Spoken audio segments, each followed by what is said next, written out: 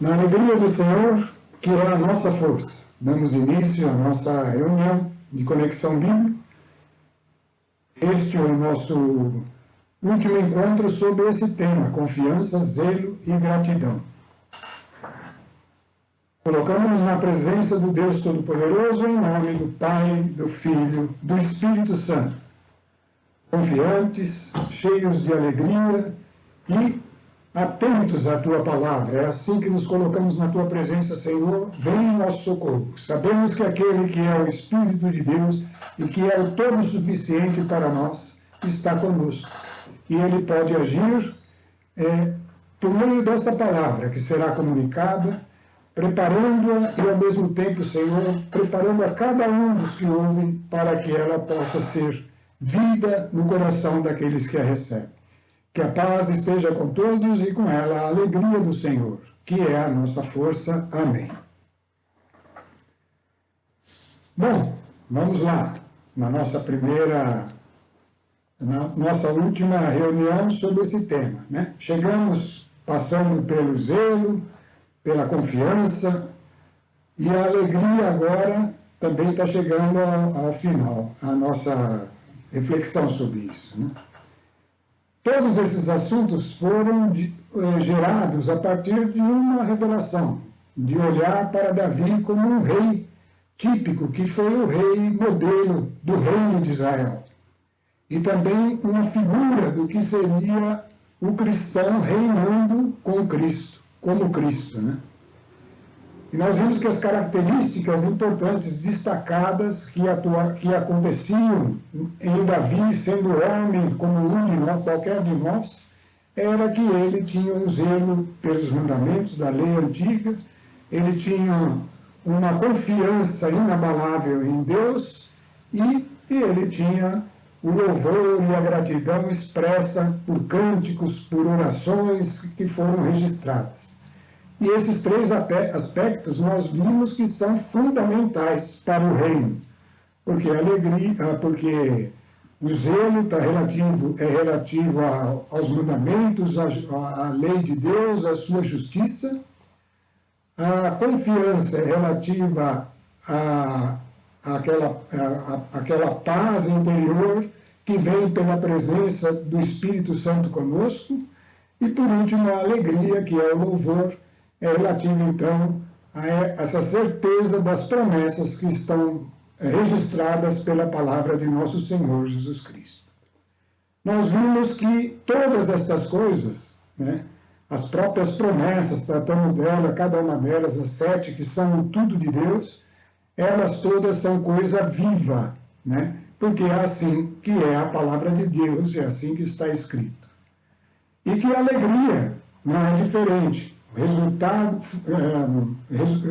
é um estado, um modo de ser, um modo de acolhida da nossa alma para as promessas de Deus, né?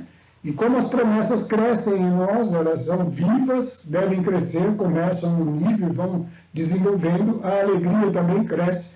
E nós tratamos disso na última reunião, falando como a alegria cresce. Jesus nos deixou bem claro, né? Através de 3 capítulos do Evangelho de João que estão aí na tela, na nossa tela, né? Primeiro, a alegria se completa quando a gente vai conhecendo, e essa é a palavra importante aí, conhecendo. Ao conhecer, você vai querer e vai perseverar nos mandamentos. E esses mandamentos agora são aqueles da lei antiga levados à perfeição por Cristo Jesus, que é o Sermão da Montanha, né? Onde ele falava, aos antigos foi dito assim, mas eu, porém, vos digo. Então, esse novo mandamento, que é resumido em amar como ele amou, esse novo mandamento, precisamos conhecê-lo, precisamos querer e perseverar, permanecer, e é daí a importância da palavra que nós vamos falar hoje aqui, da Bíblia, né? Conhecer estes mandamentos é estar atento aos ensinamentos que lá estão. Então, conhecendo, querendo, perseverando nesses mandamentos, a gente já pode antecipar uma alegria completa. Eu conheço, eu tenho base, eu tenho firmeza para a minha alegria. É um estado de alma que deve resultar desse conhecimento, dessa decisão firme de querer e perseverar nos mandamentos.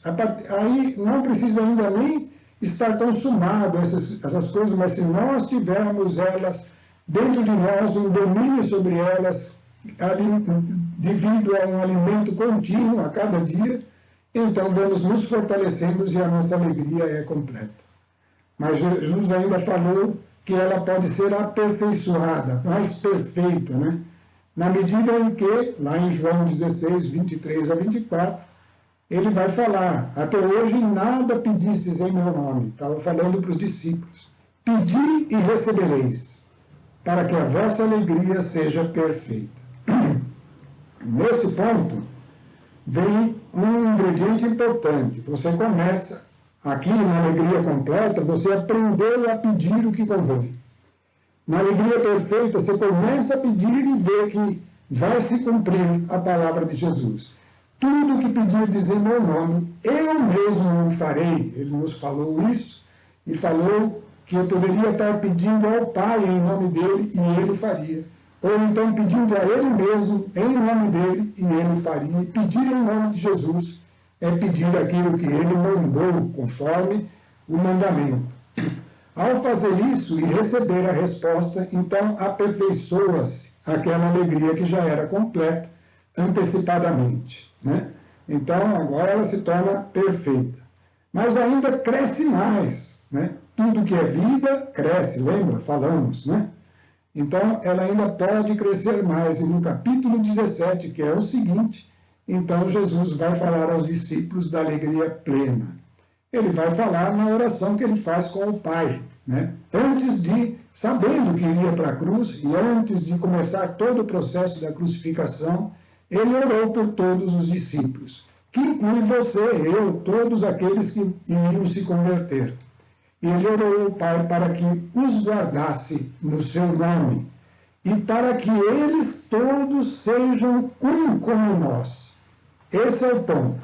Para sermos um com Jesus e com o Pai e com o Espírito Santo, que esse é o nosso propósito maior, né?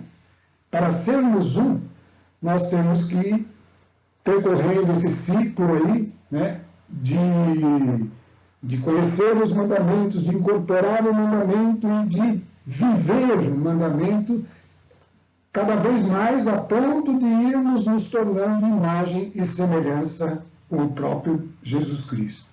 Essa imagem e semelhança era o plano de Deus desde o começo. Façamos o homem a nossa imagem e semelhança, e aqui ela se torna plena. Então, unidos ao Pai e ao Espírito, a alegria é plena. Essa é a totalidade, né? Alguns cristãos chegaram a poder dizer: já não sou eu que vivo ainda neste mundo, puderam dizer isso, mas é Cristo que vive em mim.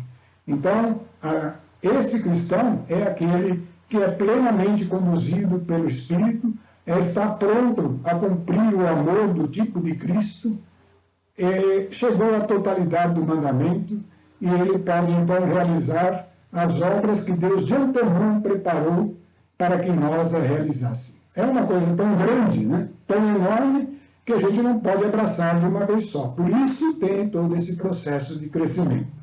Então, vamos em frente, né? Essa é a alegria de que nós estamos tratando. É a alegria do Senhor. Ela é plenamente verdade na medida em que perseveramos em Cristo.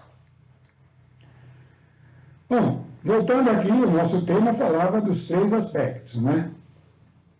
Justiça, paz e gozo no Espírito, que seria zelo, confiança, alegria e gratidão.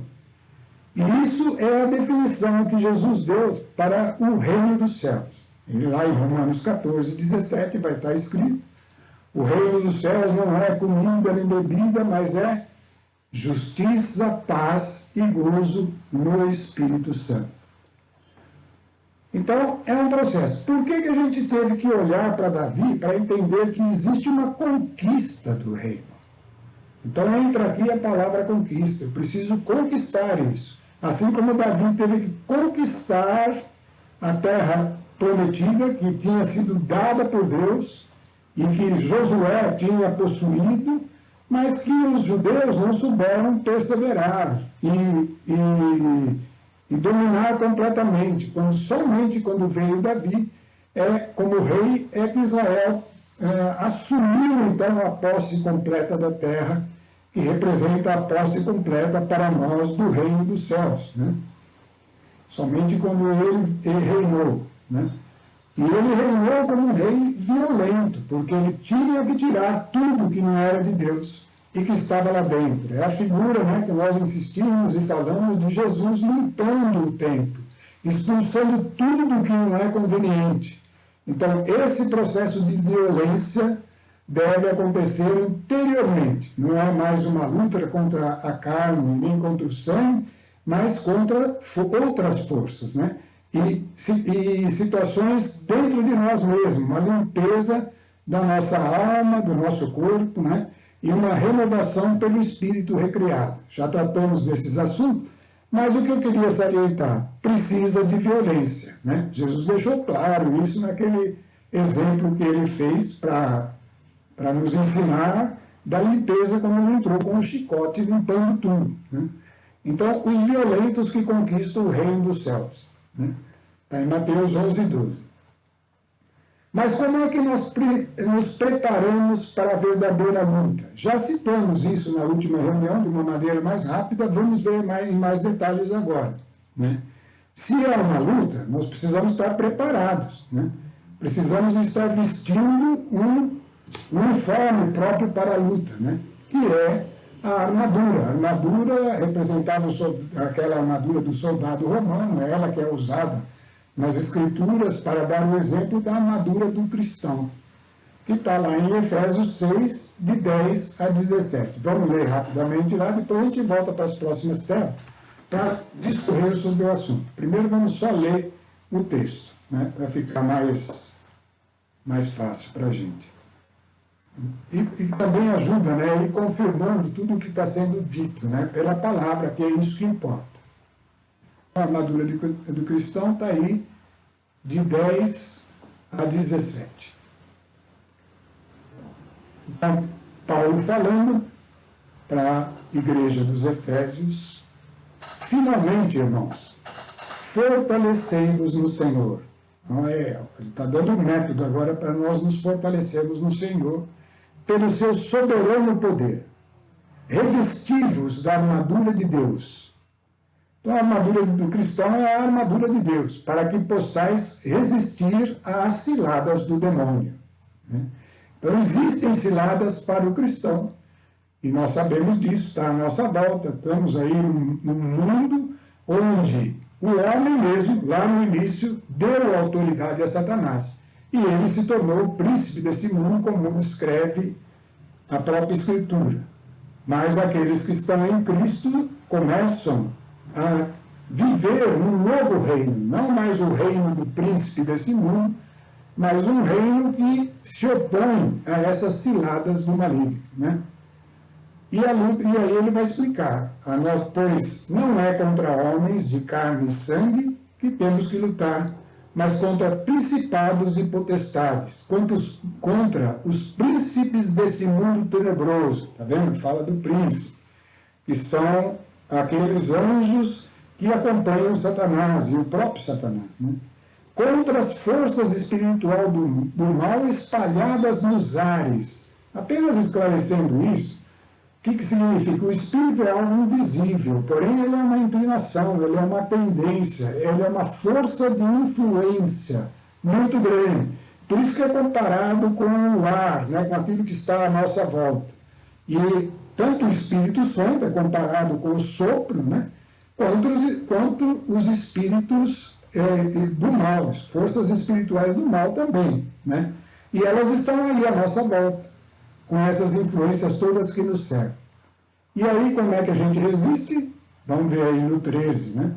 Tomai, portanto, a armadura de Deus, para que possais resistir nos dias maus.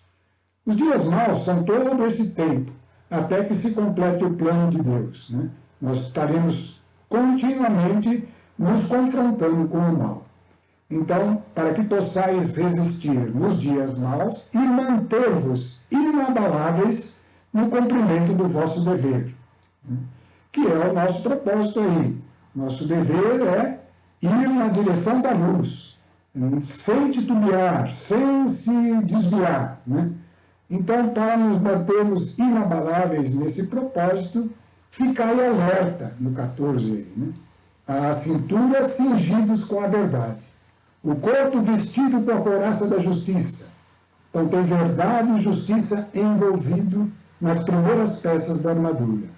Os pés calçados de prontidão para anunciar o evangelho da paz. Sobretudo, embraçai o escudo da fé, com que possais apagar os dardos inflamados do maligno. Então, as outras duas peças têm a ver com os pés e com os braços. Os pés calçados com a prontidão do evangelho da paz e o braço embraçando o escudo da fé, né? Por fim, vai subindo, né? Por fim, tomai, enfim, o capacete da salvação e a espada do Espírito, que é a palavra de Deus. Intensificai vossas orações e orai em todas as circunstâncias pelo Espírito, invocações e súplicas, né? Então, é até aqui que a gente queria ver esse texto. Vamos voltar para a nossa tela, porque aí a gente vai poder discorrer sobre esse assunto aí. Então, vestindo a armadura de Deus, está aí. A cintura cingidos com a verdade e o corpo vestido da couraça da justiça. Nós estamos vendo que a verdade e a justiça, que é a vontade de Deus, a verdade é o verbo, ela está lá, a escritura é a Bíblia sagrada, ela é a verdade. Jesus é o verbo de Deus e ela é a revelação plena de Jesus Cristo, né? Começa desde a criação e vai até o Apocalipse. Então, essa verdade deve estar presa a nós. É ela que vai nos dar firmeza. É nela que nós vamos estar com o cinto bem ajustado, né? A cintura cingidos com a verdade e o corpo vestido com a couraça da justiça. Isso daí significa o quê? Eu não só vou conhecer a verdade, como vou começar a incorporá-la. Incorporar é colocar a couraça, né? Então, conhecer a verdade, cingidos na cintura com a palavra de Deus, né? Vestidos com a couraça, incorporando essa palavra. Começo a orar em nome de Jesus para ter aquilo que é a vontade dele, que é a justiça, e ao começar a possuir, que é o momento da alegria perfeita, né? Nesse momento eu já tenho os mandamentos e estou guardando e estou em processo de renovação. Esse todo é um processo que começa lá no zelo, né? Guardando, conhecendo, querendo, né? Então começa lá. Então esse é o nosso, a nossa proteção em termos do corpo em si. Estamos já preparados com um uniforme de batalha, né? Com o cinturão ajustado e a couraça da justiça.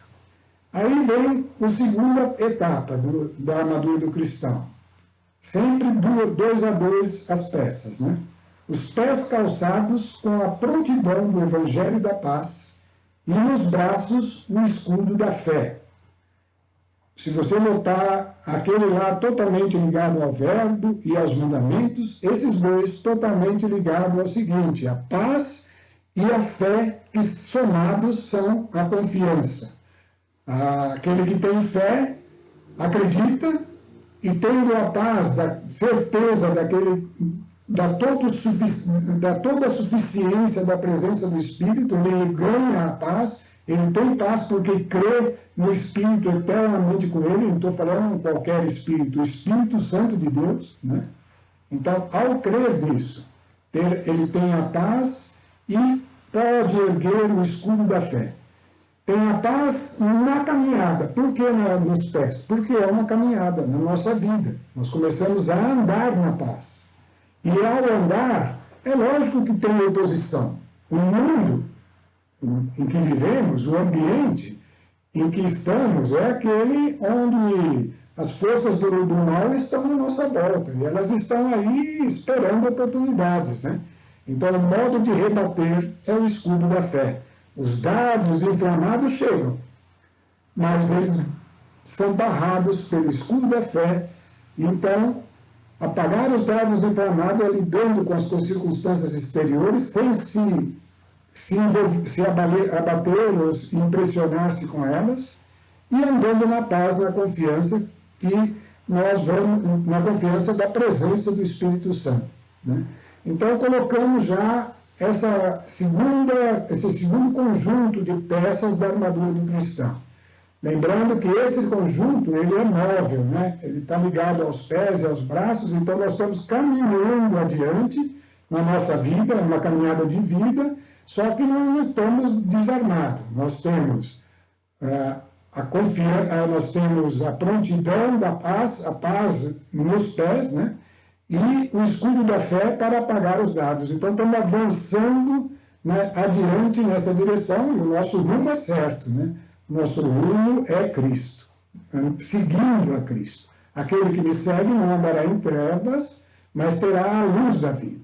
Então, estamos aí. Vamos ver a terceira parte, que é aquela que tem mais informações aqui para nós, né?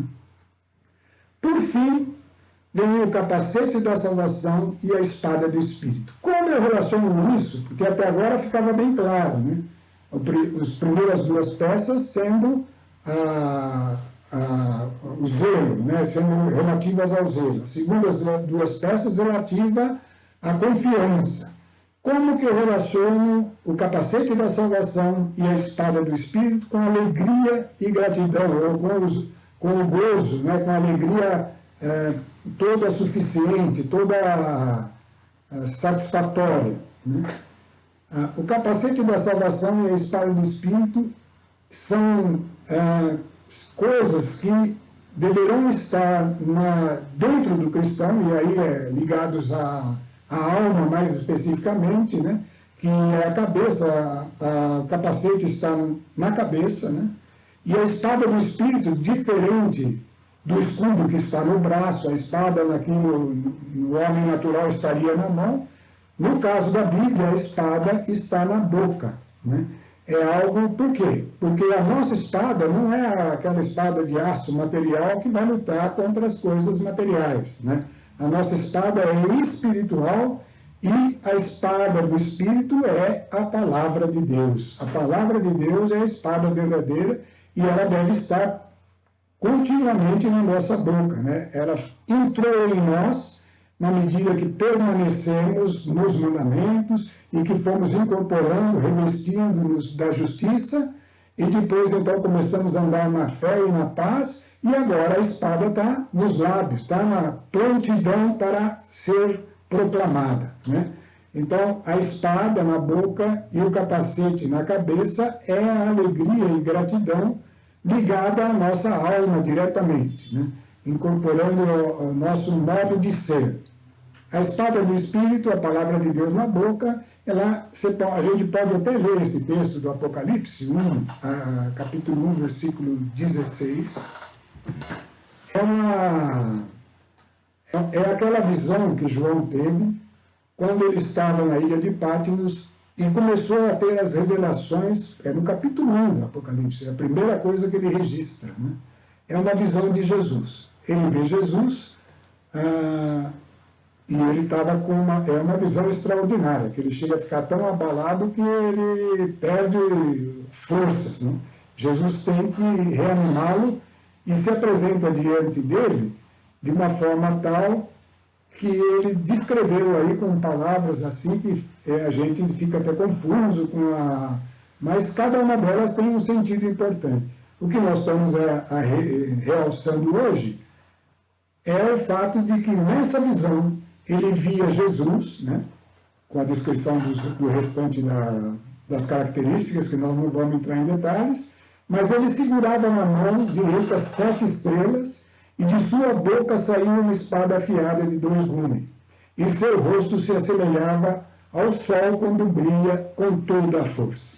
Então, essa espada na boca é a própria palavra de Deus, né? É isso que nós estávamos querendo reforçar, voltando lá para a nossa tela, como uma peça importante do último conjunto de peças da armadura do cristão. Por que ele está relacionado com a alegria? Porque a alegria e a gratidão, né, a Deus, elas são antecipadas. A gente tem a certeza da salvação, que é o capacete, e tem a palavra que já traz as promessas, que tem a garantia das promessas, né? Então, na boca, ao fazer isso, essa alegria antecipada vai ocasionar algo extraordinário para nós, que é a história do louvor em meio às circunstâncias adversas. Isso Davi fazia muitas vezes, ele chamava isso de sacrifício de alegria, de sacrifícios de louvor, ou sacrifícios de regozijo. Era quando a situação era ameaçadora, era assustadora, e no meio dessa situação, o indivíduo começa a louvar a Deus, porque tem a confiança já, sabe da palavra já, e confia. Então agora ele começa a expressar isso com a sua alegria. Essa alegria expressa nesse momento é o que nós precisamos alcançar. Você viu aqueles 3 níveis de alegria? A gente tem que estar crescendo naquilo para que seja espontâneo em nós, diante das situações adversas, louvar a Deus. A espada, então, é algo que está na boca, e o capacete é na mente. Certeza da salvação e a palavra de Deus em nossa boca leva-nos a louvar a Deus com confiança em meio à adversidade. São armas de ataque. É por isso que eu queria deixar claro que a alegria, que é o terceiro item do apoio que nós temos em Deus, né? Começa com o zelo pela palavra, passa pela confiança firme e chega na alegria. Esse estágio da alegria, ele é a arma de ataque. Por que é a arma de ataque? Né? Porque o louvor em meio às trevas faz a luz brilhar em meio à tempestade. Pessoal, um dia você já passou pelo dilúvio. Eu também, todos nós que nos convertemos, né? O dilúvio foi como um batismo de toda a criação, da terra, né? E no dilúvio foi uma das primeiras alianças que Deus fez com a criação em geral, né? E ele deixou um sinal para essa aliança. Como a circuncisão era um sinal da aliança com a descendência de Abraão, né? Com todo o povo de Israel, e como o Espírito Santo, que é a circuncisão do coração, é um sinal para todo cristão, para a criação um sinal foi o arco que ele colocou nas nuvens, né? Que é o quê? A decomposição da luz branca, quando ela passa através das gotículas de água que se forma, por exemplo, após uma tempestade e o sol vem surgindo, né?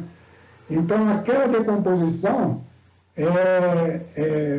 a Escritura diz, se você quiser confirmar, está lá em Gênesis 9, de 8 a 17, vamos ver se a gente, for o caso, a gente até lê daqui a pouco, mas a Escritura diz que Deus, após o dilúvio, fez uma promessa de que ele não destruiria mais a criação pelo dilúvio, né? E que toda vez que as águas viessem com violência e ele visse o arco nas nuvens, ele estaria se lembrando dessa aliança. Olha que coisa interessante para nós, né? O louvor em meio às trevas é a luz brilhando em meio à tempestade e determina a manifestação das promessas da nossa aliança. Então, a cristão que chega na condição de ter essa alegria inerente dentro dele, ele está prontinho para viver as promessas e alcançar aquilo que nós falamos bastante em outras ocasiões, né, que é a condição de mais que vencedor. Ele pode louvar antes de ver, na certeza de que já é, porque Deus é infalível. O que ele prometeu se cumpre. Basta nós nos colocarmos na condição adequada, que estamos plenamente unidos ao Filho, que é Cristo. E isso acontece nesse processo de crescimento de vida que nós temos estudado. Então, essa alegria, neste momento de dificuldade, é a nossa força, né? Por isso que está escrito aí na tela, olha aqui, a alegria do Senhor é a nossa força. Esse fato aconteceu E essa frase, que hoje a gente repete, aí, mesmo nas nossas reuniões, na missa, né, repetindo, a alegria na saída, a alegria do Senhor seja a vossa força, é uma história que aconteceu lá quando Israel estava num tempo de escuridão. Israel tinha sido deportado, tinha ficado a nação de Israel abandonada, ficou misturada com os povos da terra, ele deportado lá para a Babilônia, e daí alguns homens começaram a ser chamados por Deus para reerguer Israel. Foi Neemias e qualquer outro, Neemias, Esdras, né? Os dois, eles comandaram essa retomada, né? E chegou um momento em que Israel estava voltando, eles estavam restaurando o templo, reconstruindo as muralhas. Jerusalém era a cidade, o centro, né, que era a vida de tudo. E ao fazer isso, um dia eles estavam já avançados e eles começaram a retomar o culto, né? Isso que eu estou falando está escrito lá em Neemias, né? Retomar o culto. Então, naquele dia, reuniram todas as famílias, inclusive as crianças, para uma leitura e explicação dos textos da lei. Olha aí, entra a lei, que é a palavra de Deus, né? No caso, para eles, era aquela palavra, e que, portanto, deveria ser o centro da atenção. E eles começam essa leitura, e o povo vai se vendo o quanto eles tinham se afastado e começa a chorar. E todo mundo começa a chorar, né? Então, esses Neemias e Esdras, que eram sacerdotes, chegou um momento, eles chamaram todos, gritaram a todos, falando: chega, não, sem choro, né? Nada de chorar, porque hoje não é dia de choro. Vocês vão preparar a bebida, cada um prepara a comida, e quem não tiver o suficiente, o outro fornece, se não preparou ainda. E aí, então, vocês se alegrem, porque a alegria do Senhor será a vossa força. Então, essa condição acontece conosco, na medida que a gente vai tomando essa consciência do mandamento de Cristo e incorporando ele em nós.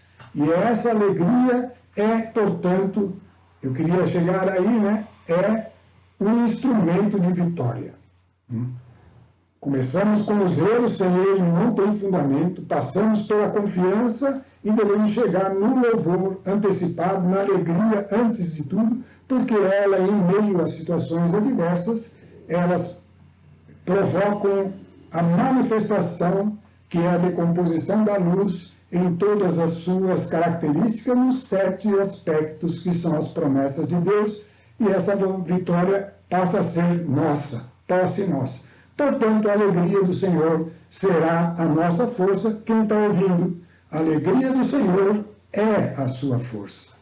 Almeje essa alegria, busque esta alegria, né? Voltando adiante, bom, tudo isso nós vimos que tem oposição, né? A armadura do cristão, no texto lá que nós lemos, né, de Paulo, em Efésios, está escrito lá esses aspectos aí do inimigo.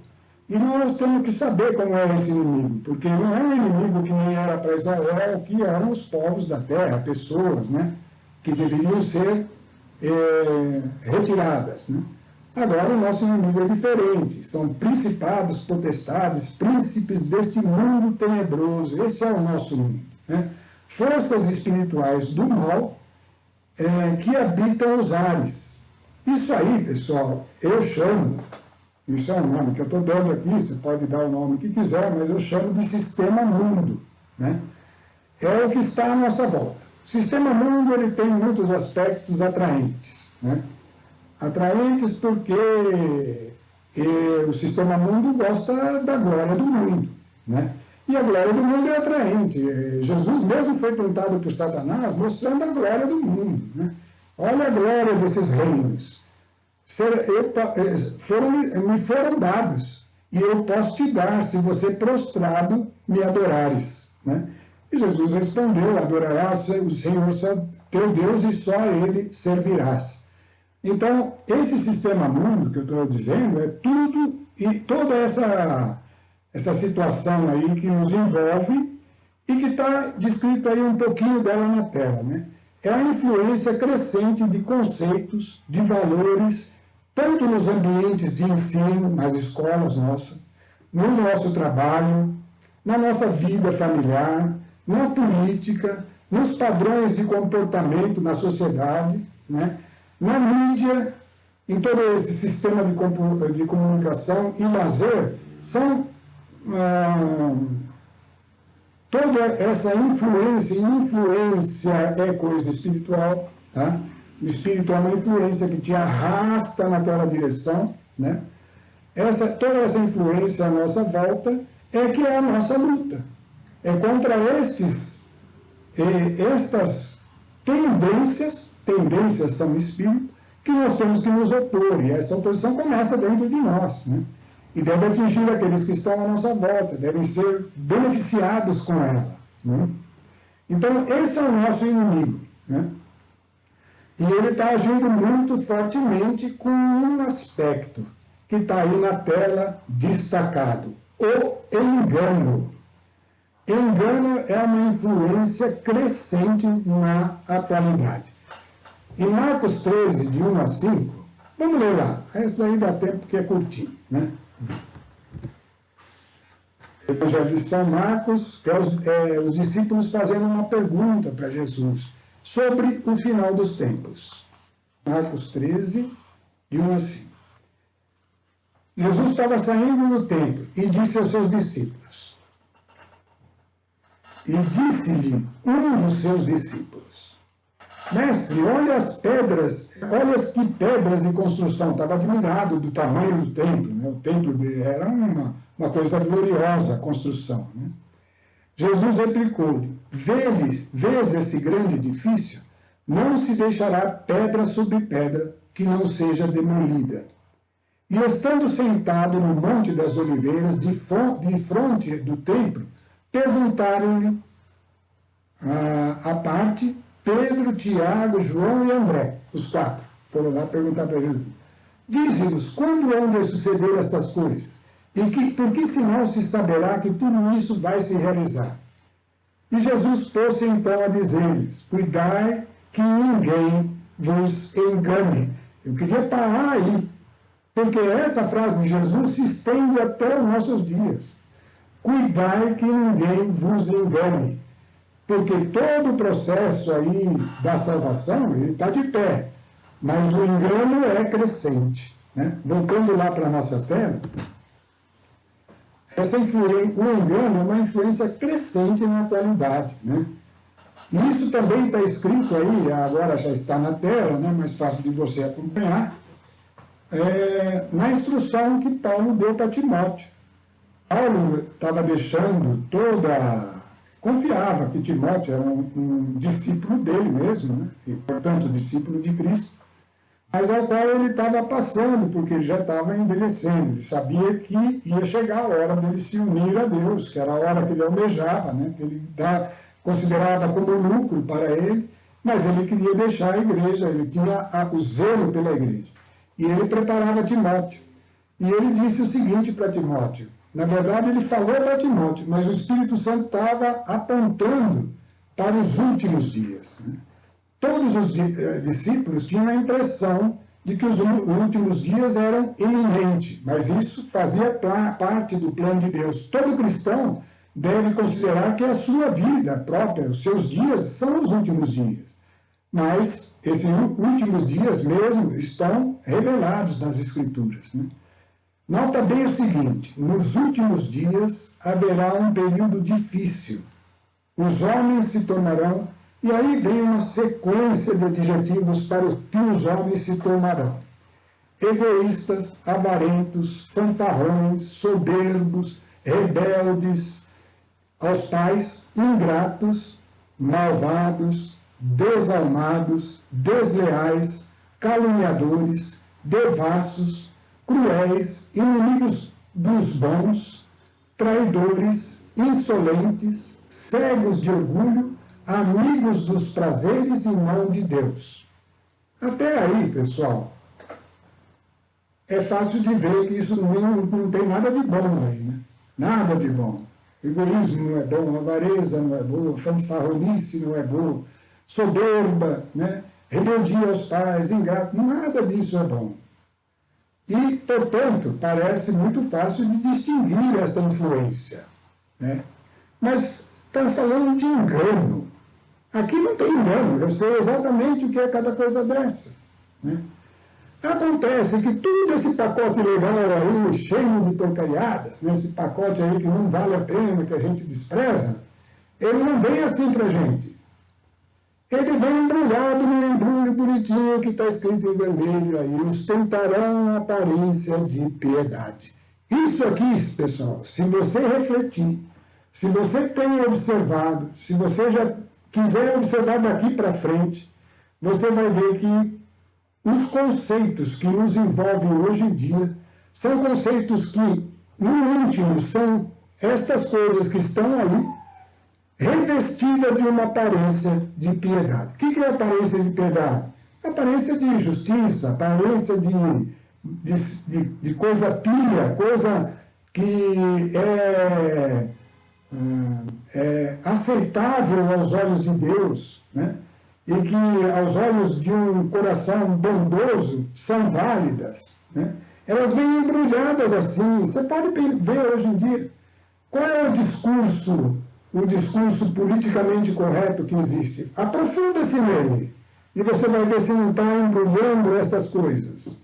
A gente não vai falar desses detalhes aqui porque é um assunto grande, precisa ir com cuidado também, porque você não pode confrontar-se contra essas coisas de uma maneira agressiva, porque causa mais dano do que melhorias, né? Então, a gente tem que ir com prudência. Mas você mesmo pode refletir sobre isso. Estas coisas, hoje em dia, estão sendo revestidas com aparência de piedade. E que não querem olhar para a realidade das coisas que está lá dentro, né? E aí, qual é a ordem? Dessa gente afasta-se. Por quê? Porque quando vai se aproximando do fim, vem uma situação que é cada vez mais determinante para o cristão. Vamos ver aí na próxima tela. Nós vamos ter cada vez mais, pessoal, cada vez mais aprender a andar sobre as águas, né? Digamos que as águas representam agora o abismo. E nós não podemos ir aprofundando no abismo. Nós não podemos ir mergulhando nessas águas turvas desse mundo tenebroso. Vamos ter que aprender a viver no mundo sem deixar que os sentidos, e presta atenção nessa palavra, porque aí é que está o problema, os sentidos nos desviam do propósito maior, que é o zelo pela verdade, a confiança em Deus e a gratidão à obra consumada de nosso Senhor Jesus Cristo, né? É assim que nós olhamos para Davi. Davi tinha um coração segundo Deus, cheio de zelo, confiança e gratidão. E olha, Davi era homem como você, como eu. Davi era homem como nós. Ele tinha esse coração, nós podemos ter. Ele tinha menos recursos do que nós. Nós temos mais recursos. O Espírito de Deus está junto conosco que cremos, né? E cada vez mais vamos ter que viver no mundo e estar atento aos nossos sentidos, para que não nos desviem do propósito maior, zelo, confiança e gratidão em Jesus Cristo. O tempo final, o que é esse tempo final que as Escrituras dizem, né? É o tempo limite para completar-se o número, existe um número dos filhos de Deus. Esse número vai se completar, não é que Deus está esperando coisa alguma. A onisciência dele diz que existe um número exato, e a onisciência dele garante que esse número vai se completar, e ele vai acontecendo, na medida que vão se convertendo as pessoas e vão vivendo aqui debaixo do sol, elas vão indo para a luz ou para as trevas, e aqueles que vão para a luz vão se somando. E há um número exato, esse tempo limite vai se completar, né? Cada vez mais necessário aprender a estar no mundo mais é necessário aprender a estar no mundo sem pertencer ao mundo.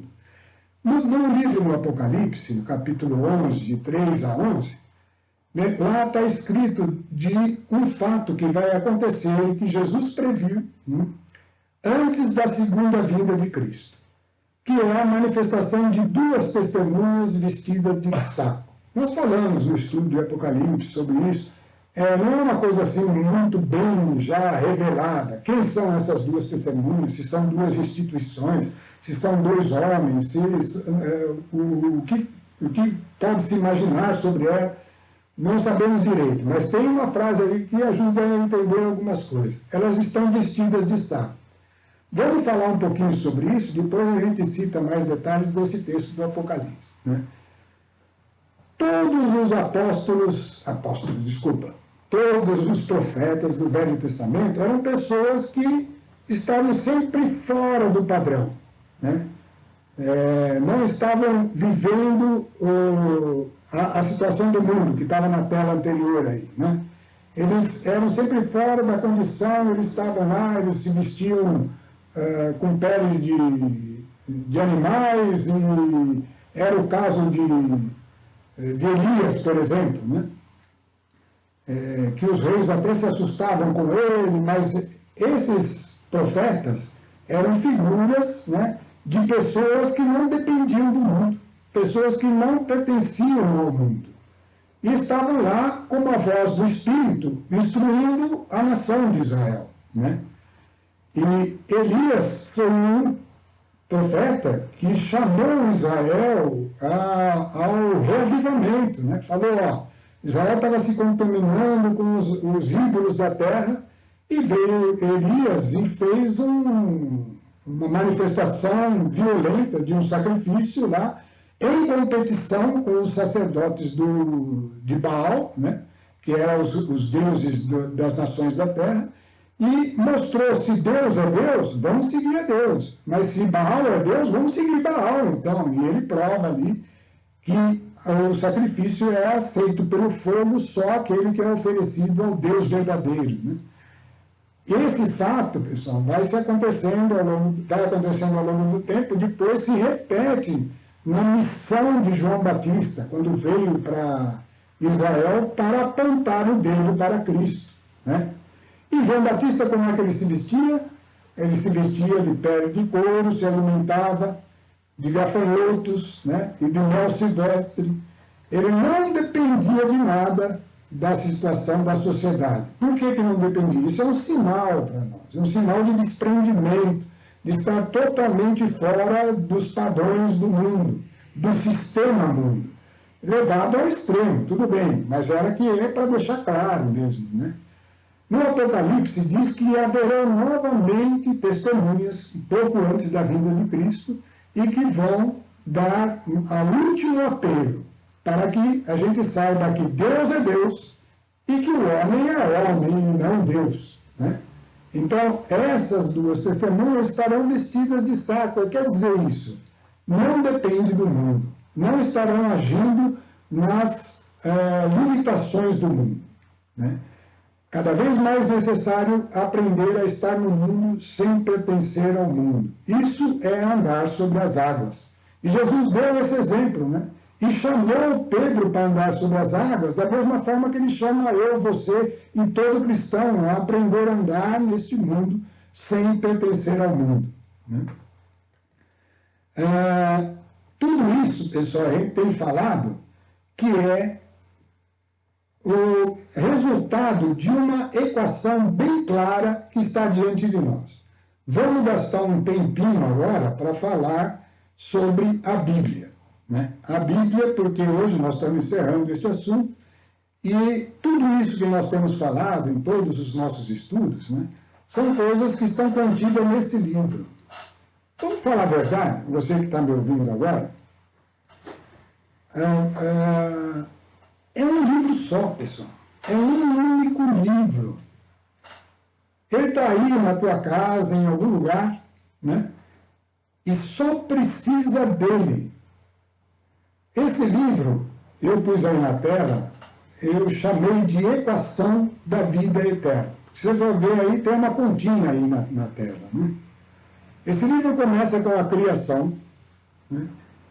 passa pela história de Israel, depois entra na história do cristianismo com Jesus Cristo. A história de Israel é a antiga aliança. A história do cristianismo é a Jesus e a nova aliança. E chega no propósito, que é o Apocalipse. Então, a criação, lá no Gênesis, onde já começa ali com Abraão a história de Israel, mais a própria história de Israel, que atinge o auge em Davi, e depois começa uma longa descendência até que viesse Cristo, decadência, desculpa, até que viesse Cristo. Vem o Cristo, se estabelece a nova aliança, e depois de Cristo, então, se desenvolve todo o processo da nova aliança até atingir o propósito que está lá no Apocalipse, o reino de Deus. Então, estamos aí, a criação, mais a história de Israel, mais a história do cristianismo, igual propósito de Deus. Essa equação é eterna. Essa equação vale para a eternidade. E esse livro está com você. Tudo que a gente tem falado não é coisa minha, é coisa que não qualquer homem pode possuir na medida que se entrega a esta palavra, a Bíblia. E se entrega com a certeza: eu tenho o Espírito de Deus. A palavra sem o Espírito, ela é morta. Toda pessoa que lê a Bíblia sem o Espírito, lê palavras avulsas, não consegue uma sequência que dê qualquer lógica e, portanto, despreza a palavra. Mas aquele que vai reconhecendo Jesus como Senhor, aceitando-o como Senhor de sua vida, dono da sua vontade, e repete o Espírito Santo e confia nele, e a partir daí, então essa palavra se abre e é um único livro. Você já gastou muita leitura, muito tempo com tudo nesse mundo. E tem esse livro aí à sua disposição, que é uma equação para a vida eterna. Pensa bem, se a ciência, que a gente dá tanto valor nesse mundo aqui, porque ela mal e mal consegue esboçar as coisas que Deus criou, e, portanto, ela também depende do que Deus fez, Se a ciência conseguisse obter algo, um remédio que desse a vida eterna ao homem, isso seria o auge de tudo. Pois esse remédio está na sua casa, está na minha casa, nós temos que dar importância para ele. É necessário isso. Isso é que Deus quer de nós. Que essa palavra viva esteja dentro de nós. É uma palavra de vida, mas não é uma vida qualquer. É a vida que se estende para a eternidade. Vamos ver as similaridades que existem dentro dessa equação. Israel como nação, um paralelo de Israel como nação é o cristão como indivíduo. Cada cristão individualmente tem um paralelo com Israel como nação. Vamos ver como que isso acontece ao longo da Bíblia. A história de Israel é um paralelo da história do cristão, que pode ser eu ou você, qualquer cristão. Por quê? Porque aconteceu com Israel coisas paralelas ao que acontece aqui conosco. Se você conhecer a Bíblia, vai ver Moisés libertando o povo da escravidão do Egito, ou seja, tirando o povo com sinais e prodígios, é a mesma coisa que a pregação do Evangelho com sinais e prodígios, que deveriam acompanhar as pregações, porque Jesus falou: esses sinais acompanharão os que crerem, em meu nome expulsarão demônios, falarão novas línguas, imporão a mão sobre os enfermos e eles serão curados, o mesmo que Jesus fazia. Esses sinais e prodígios, essa pregação, Moisés fez quando lançou as pragas no Egito, quando fez o faraó mudar de perder a força para resistir àquele povo preso e obrigou o faraó a libertar o povo. Essa libertação, essa situação, a pregação é o instrumento, é Moisés agindo, seria um Moisés agindo na vida do cristão de hoje. Ou seja, aquela pregação é como alguém que vem com sinais e prodígios e dá a oportunidade de você se libertar da escravidão. Então, Israel foi removido da escravidão do Egito. Então, isso aconteceu com Moisés. Então, o paralelo seria a pregação com sinais e prodígios. A Páscoa, que acontece em seguida, lá, quando quando, na iminência de sair do Egito, foi estabelecida a Páscoa, né? Então mandou-se que preparasse o cordeiro e passasse o sangue nas portas, né, dos batentes, naquela noite, que seria a noite em que os primogênitos iam morrer e o faraó ia liberar o povo, né? Essa Páscoa representa para eu ou você convertido a nossa conversão. É o momento em que declaramos Jesus é o Senhor e, portanto, ficamos sob o seu sangue da cruz. Este momento em que ficamos sob o sangue de Jesus é a nossa Páscoa. Páscoa é passagem. Israel passou da vida de escravo para a vida de povo livre. Nós passamos para a vida mortal, escravos do pecado, para a vida eterna, filhos, com a possibilidade de se tornar filhos de Deus. Então, este paralelo existe. A Páscoa de comer o cordeiro lá no Egito, lá naquele tempo antigo, representa a nossa conversão hoje, na hora que declaramos Jesus Senhor de nossa vida. Mas não para aí. Israel, depois de ser liberto do Egito, ou seja, realmente saindo dali, ele vai, em pouquíssimo tempo, ele chega ao Mar Vermelho, é o momento em que o inimigo vem para cima dele perseguindo, mas ele atravessa o Mar Vermelho aos pés enxutos. E isso, através de uma nuvem, né, que abre o mar e eles passam, representa a separação do Egito definitiva, que é o batismo nas águas. Para nós, é o batismo nas águas. É o momento em que a gente se separa do mundo. Se você foi batizado nas águas de verdade, conscientemente, se isso vale para você conscientemente, Jesus é o Senhor e eu não pertenço mais ao mundo. Estou separado do mundo. Assim como Israel foi separado do Egito pelas águas do Mar Vermelho. Esse é o nosso batismo, representa o nosso batismo. E você vai indo na história de Israel como nação e do cristão como indivíduo. Depois que Israel passou o Mar Vermelho, tinha todo o deserto pela frente. E ele começa a caminhar no deserto. Lá no deserto, Deus leva Moisés ao alto do monte e dá as tábuas da lei.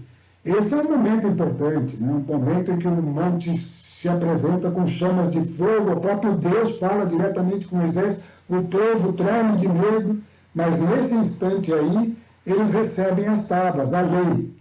Isso acontece para o cristão quando ele recebe o batismo no Espírito Santo. O que é o Espírito Santo? O Espírito Santo é a natureza de Deus colocada entre nós, é a vontade dele, é o que ele quer de nós. Assim como a lei escrita na pedra era o que Deus queria de Israel, né? Então o Espírito Santo é aquele que nos ensina tudo, toda a vontade de Deus. E esse batismo no Espírito Santo, então, é o nosso renascimento. Nascemos agora para uma nova criatura e ela precisa se desenvolver. Os três processos que nós vimos aí, voltando à tela anterior um pouquinho, a história de Moisés, primeiro tem a libertação do povo, a saída do Egito, que para nós é a conversão. Nesse momento da conversão, então, nós nos colocamos sob o sangue de Cristo e ganhamos uma nova natureza, a natureza, o poder de se tornar filho de Deus. Ele está em nós, mas ainda está lá latente, né? Aí, então, a gente recebe o batismo no Espírito Santo, que é eles atravessando o Mar Vermelho, passando pelas águas, e separando definitivamente do Egito. E então recebemos o Espírito de Deus, que é a lei derramada no nosso coração. Eles foi uma tábua de pedra, porque era a lei formal, e para nós é no Espírito, no coração, e esse é o batismo, é a lei no nosso interior. Mas aí começa uma caminhada. Israel caminhou pelo deserto, e durante 40 anos ele teve um tempo de purificação, que está escrito aí, mudança de mentalidade de escravo para a mentalidade de homem livre, né? Isso para Israel. Para nós é mudança de mentalidade de escravo do pecado para a liberdade dos filhos de Deus, livre do pecado. É o cristão na fase de desenvolvimento, em que ele é um cristão criança, recém-convertido, né? Tem o Espírito Santo, mas vai ter que passar por aqueles processos. Lembra que a gente viu de Paulo, de Pedro, lá na segunda carta de Pedro, primeiro capítulo, vai falar. Unir a sua fé, que é a conversão, a virtude, que é a busca do conhecimento, a virtude é a ciência a temperança, então você conhece bem, domina agora a palavra, e a temperança, a perseverança. Aí que nós estamos perseverando para sair da condição de cristão criança e ir crescendo. Aí começa um processo, a conquista da terra prometida, que os judeus tiveram que fazer, que é a conquista do reino dos céus para nós cristãos. É sempre um paralelo aí. Isso é o que nós chamamos de a estrada real que o cristão tem que trilhar. Cada cristão tem que andar por essa estrada, que é a conquista do reino. Esse reino dos céus que a gente tem falando, que ele é fundamentado na justiça, paz e gozo no Espírito. Os 3 aspectos que nós temos estudado. Conquistar isso é uma luta. Por isso que a gente tratou desse assunto, dessa luta, né? É uma luta que quem venceu foi o rei Davi. Ele realmente conseguiu essa conquista e levou Israel ao plano de Deus. E aí, então, seria o cristão adulto. E por isso que nós olhamos para Davi. Pessoal, similaridades de Israel com o cristão indivíduo estão aí descritas, passo a passo. As falhas de Israel são ensinamentos a respeito das nossas falhas. Tudo paralelamente, nas perspectivas diferentes, mas paralelas, né? As vitórias de Israel, ensinamento para as nossas vitórias. Tudo que para eles era formal na carne, para nós é espiritual, é interior, é vida, né? Então, esse processo paralelo, a Bíblia nos dá de graça lá. Você tem muita condição de entender qual é o seu caminho como cristão, olhando para as coisas que aconteceram em Israel, entendendo as exortações dos profetas e aprendendo que essas mesmas exortações ocorrem em níveis diferentes pelo Espírito Santo de dentro de você. E é aí que nós falamos tudo isso para que você tenha um entusiasmo, uma vontade de se mergulhar nessa palavra, que é a Bíblia, palavra viva, e que tem todas aquelas promessas, e promessas que não são desprezíveis, são promessas que devem ser o centro, o foco da nossa busca, né?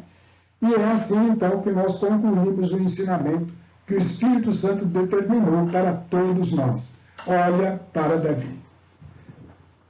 Muito bem, vamos encerrar com uma boa oração, né, na presença do Senhor, para que tudo isso possa produzir efeitos em nossa vida. Desde agora, entregamos cada um dos que estão ouvindo esta palavra. E mesmo quem está falando, entregamos, Senhor, plenamente em Tuas mãos. Porque sois o Deus Todo-Poderoso, aquele que pode todas as coisas, que pode nos tomar e nos conduzir, Senhor, para uma vida nova. Mas não é uma vida que acaba. É uma vida que se estende, oh meu Deus, para junto de Ti e que não tem fim. E essa vida começa aqui. Que nós tenhamos essa consciência, Senhor, que ela se abra agora no nosso ser, para que, vivendo essa consciência, possamos dia após dia, Senhor, trilhar o caminho da luz, até nos tornarmos luz. Porque, Senhor, tantos precisam dessa luz. Que a Tua palavra cresça no seio daqueles que se propuseram, Senhor, a entregar-se a Jesus Cristo. E essa vida nova tome conta de todos os Teus filhos sobre a terra. E que ainda, Senhor, sejam chamados aqueles que são capazes de ouvir e possam se entregar e fazer o mesmo processo para que se multiplique até que o número se complete e Jesus Cristo venha para a glória do Deus Todo-Poderoso. Amém.